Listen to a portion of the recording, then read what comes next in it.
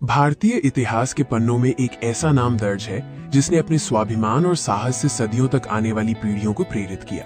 हम बात कर रहे हैं मेवाड़ के महान सपूत महाराणा प्रताप की। ये एक ऐसे योद्धा की कहानी है जिसने अपने धर्म और मातृभूमि की रक्षा के लिए मुगल सल्तनत की विशाल शक्ति के सामने कभी घुटने नहीं टेके। ये कहानी है स्वतंत्रता और समर्पण की।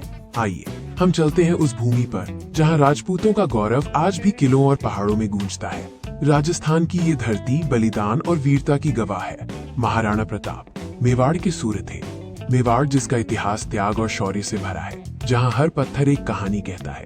प्रताप का जन्म इसी गौरवशाली परंपरा में हुआ था। 9 मई 1540 को कुंभलगढ़ में जन्मे प्रताप महाराणा उदय सिंह द्वितीय और महारानी जयवंताबाई के पुत्र थे। उनका बचपन साहस और दृढ़ता की कहानियों से भरा था। प्रताप ने बचपन से ही युद्ध कला और राजधर्म की शिक्षा ली। उनका प्रशिक्षण उन्हें आने वाले कठिन समय के लिए तैयार कर रहा था, जहां उन्हें एक भयंकर चुनौती का सामना करना था।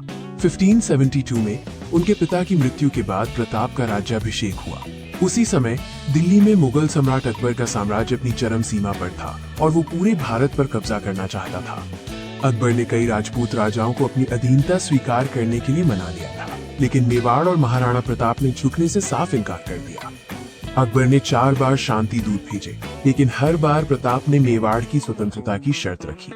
अधीनता स्वीकार करना उन्हें अपने पूर्वजों के गौरव के खिलाफ लगा। प्रताप के लिए ये केवल सत्ता की लड़ाई नहीं थी, बल्कि ये स्वाभिमान, धर्म और मातृभूमि की रक्षा का संकल्प था। उन्होंने प्रतिज्ञा ली कि वो मुगलों के खिलाफ अंतिम सांस तक लड़ेंगे। इतिहास का सबसे प्रसिद्ध युद्ध हल्दी घाटी। ये युद्ध महाराणा प्रताप के शौर्य और मुगल सेना की ताकत के बीच एक महासंग्राम था।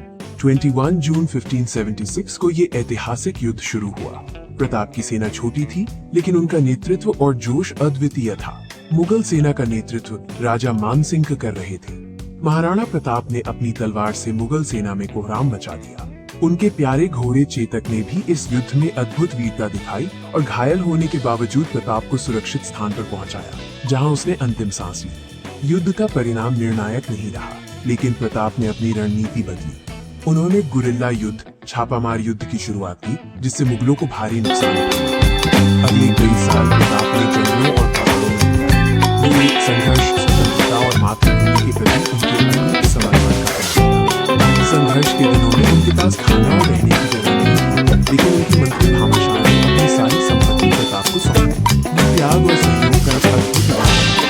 भामाशाह के समर्थन और अपनी दृढ़ता से प्रताप ने मुगल क्षेत्र पर सफलतापूर्वक पुनः कब्जा करना शुरू किया। दिल्ली का युद्ध इसका एक महत्वपूर्ण उदाहरण है, जहां उन्होंने बड़ी जीत हासिल की।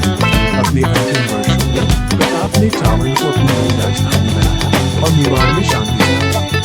लेकिन ये महान युद्ध 19 जनवरी 1597 को इस दुनिया को छोड़ दिया। महाराणा प्रताप की मृत्यु के बाद उनकी विरासत जीवित रही। अकबर ने भी उनके निधन पर दुख व्यक्त किया।